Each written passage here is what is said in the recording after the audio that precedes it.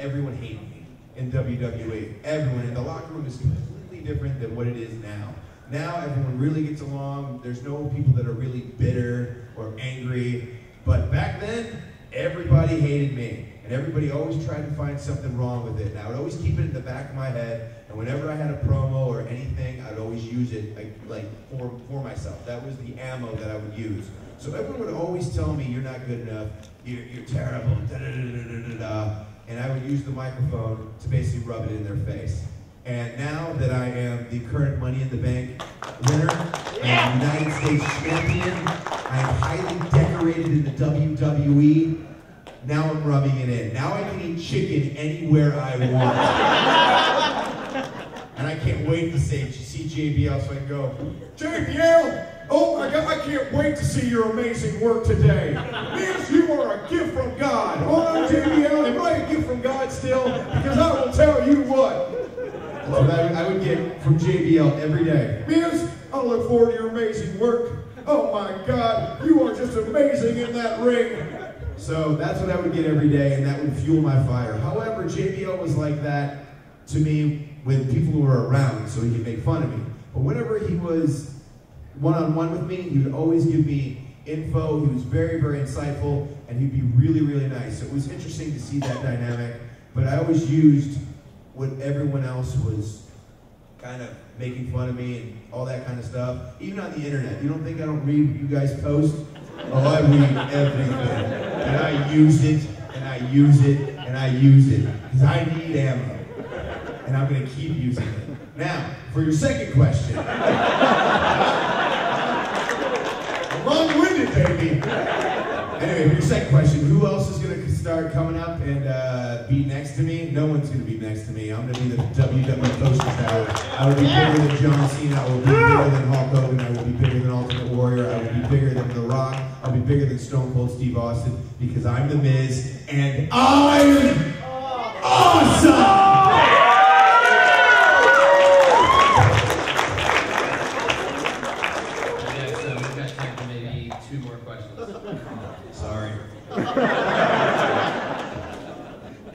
Miz, I just gotta say, I really enjoy your on-mic skills. You look beautiful today. My question's for Brian and Ed. I don't look beautiful today? I guess so.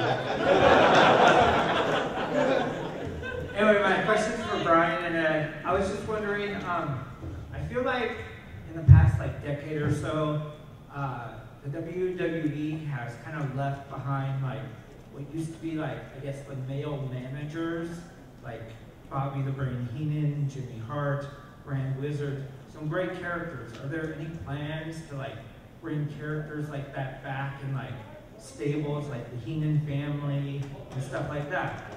Because I feel like the WWE is left behind a great history right there.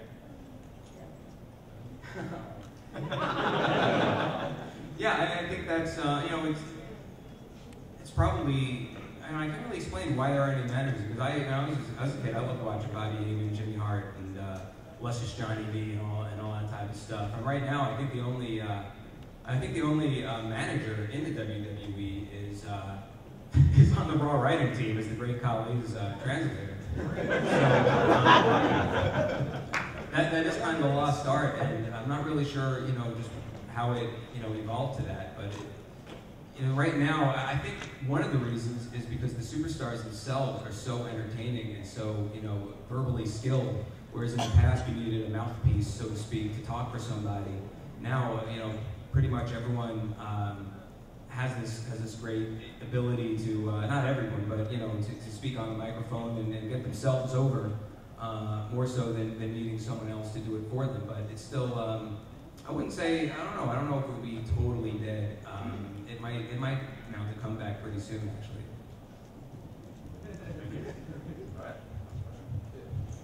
Just a quick statement first. I want to say congrats to The Miz for making it to the upper level. I mean, that's great. You definitely deserve it. What he was just saying last, though, I'm another person firmly believe in managers. I mean, it's a good assumption that everybody has mic skills in the WWE, but I mean, a lot of people would do better with mouthpieces. I mean, a couple people, My question is, I know you guys had a creative. Who's involved with the booking? I mean, who sets the times for like matches? I mean, you had a hot opening match last week on Raw. I mean, I'd like to see like a little more match time added in, a little more. I mean, especially for like Eve over here. I mean, the Divas really can't get going when they're getting like 1 minute of match time, you know, per Raw. You know what I'm saying? I mean, the Miz also. I'd like to see the Miz go 10 minutes on a Raw. You know, 10, 15 minutes on a Raw. I mean, because you do see like, and it's also like as far as pay-per-views go. I mean, I like to see like a good 20-minute match out of the Miz. You know what I'm saying? Because everybody will get reaffirmed with their ring prowess. Do you guys handle that? Yeah. I'm saying, this is coming from, like I said, I've been a fan for my entire life. You know, Yeah, you know what I've watched happens? you guys, and it's just, you know, it seems like sooner. I mean, like lately, it's just been like match time is cut, you know, in favor of like guest host or longer drawn out skits. You know, here's the the interesting thing about that, especially on Raw, where you have a live show, and oftentimes you can budget a certain amount of time for a segment and have the matches be budgeted for a normal length and a length that you'd like to see. And believe it or not, I know you can't, you wouldn't take that away from this panel, but sometimes the talent go over the allotted time that they're given.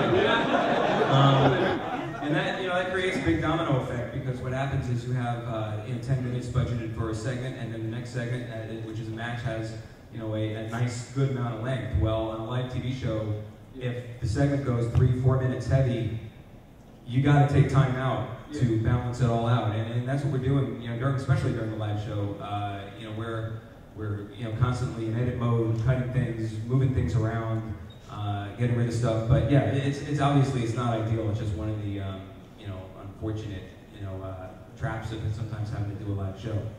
It's the way I think we've got to stop right there. So Ed was going to speak. Ed, one of the writers of WWE, was going to speak. just to, kind of like your main event stuff in the beginning, middle, and end, it's going to take up the majority of that time. So if something runs long, it's the in-between stuff that gets cut, and that's where you usually get your 2-minute matches and stuff like that. So just a product of the cost of doing business, doing live TV. One real quick question. Say the Miz is eating a hot dog later and I snatch that briefcase. Can I get written in? You can try. all right, guys. Pry it from my dead hands. Liz and Eve are already at the Mattel booth doing some signings. You do have to have a ticket, so hopefully you've got yours. But definitely come on by the booth. And before we go, I'd like to give the panel one last